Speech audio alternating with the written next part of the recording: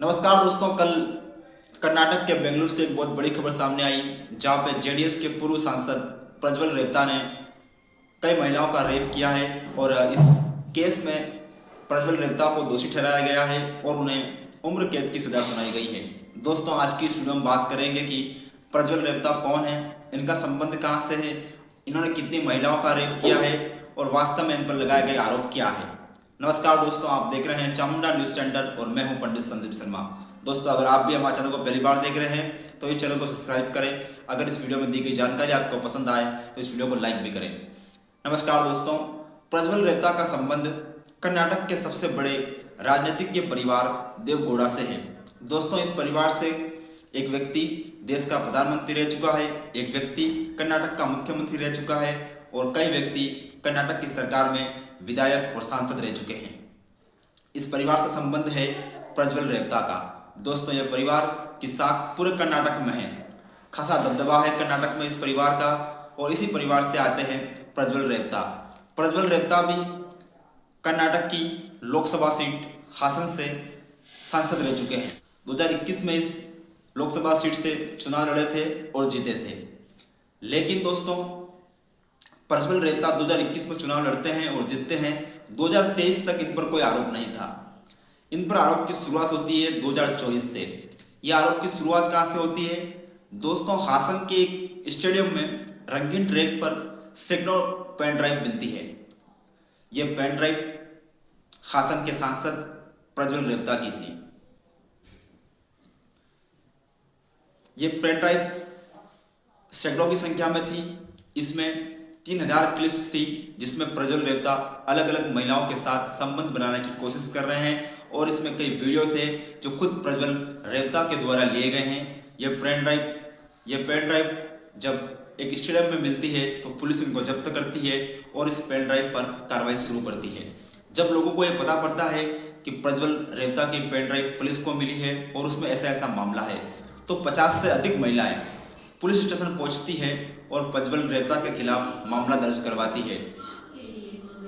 उनका कहना है, प्रज्वल रेवता के खिलाफ रिपोर्ट दर्ज करवाती है और उनका कहना था कि प्रज्वल रेवता ने उनके साथ जबरदस्ती की है और उनका रेप करने की कोशिश की है और कई महिला तो ये कहती है कि प्रज्वल रेवता ने उनका रेप किया है। तो इसके बाद पुलिस इन सब के बयान सुनती है और 4 मामले दर्ज करती है, मतलब 4 महिलाओं की रिपोर्ट दर्ज करती है। प्रज्वल रेवता के खिलाफ कठोर सबूत थे। तो ये सब मामला सुनकर प्रज्वल रेवता क्या करता है कि वो कर्नाटक से भाग जाता है और वो विदेश में जाके रहता है। जब प्रज्वल रेवता जर्मनी में 4 महीने रहने के बाद वापस इंडिया आता है तो बेंगलुरु एयरपोर्ट पर कर्नाटक की पुलिस इसे गिरफ्तार कर देती है। गिरफ्तार करने के बाद 4 में से 1 मामले पर पुलिस सुनवाई करना शुरू करती है और ये मामला था प्रज्वल रेवता के घर पर काम करने वाली एक 40 वर्षीय महिला का। 40 वर्षीय महिला का आरोप था कि प्रज्वल रेवता ने 2021 में इन पर 2 बार रेप करने की कोशिश की। उनका कहना था कि प्रज्वल मेहता ने उनको घर पे काम करने के बहाने बुलाया और एक रूम में बुलाकर उनका 2 बार रेप किया। जब महिला कहती है कि उसके पास कठोर सबूत है तो पुलिस उसका मामला दर्ज करके इस मामले पर सुनवाई करती है। जब यह मामला कोर्ट में जाता है तो यह महिला वास्तव में सही साबित होती है।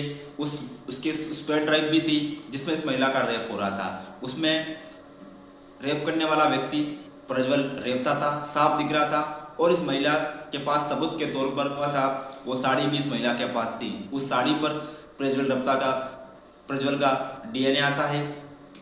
प्रज्वल के हाथ के निशान उस साड़ी पर थे, इसलिए प्रज्वल रेवता दोषी ठहराया गया। दोस्तों, 4 में से 1 मामले पर भी सुनवाई आई है और प्रज्वल रेवता को दोषी ठहराया गया है। अभी 3 मामलों पर सुनवाई आनी बाकी है।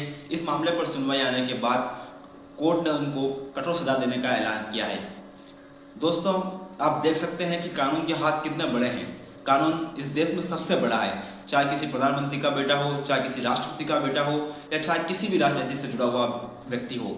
अगर वो दोषी है तो कानून उसे हर हाल में सजा देगा और भारत के कानून ने साबित कर दिया कि उसके सामने किसी की नहीं चलती। उसके हाथ हर व्यक्ति से बड़े हैं, हर राजनीतिक पार्टी से बड़े हैं और हर उस व्यक्ति से बड़े हैं जिसने पहले देश का नेतृत्व किया है। अगर व्यक्ति किसी भी हालत में, किसी भी सूरत में अगर देश के लोगों के साथ अपने पद और प्रतिष्ठान का फायदा उठा के गलत करेगा तो उसको सजा होगी।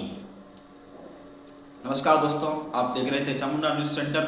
अगर आप भी नए हैं तो चैनल को सब्सक्राइब करें। अगर वीडियो में दी गई जानकारी आपको पसंद आए तो इस वीडियो को लाइक भी जरूर करें।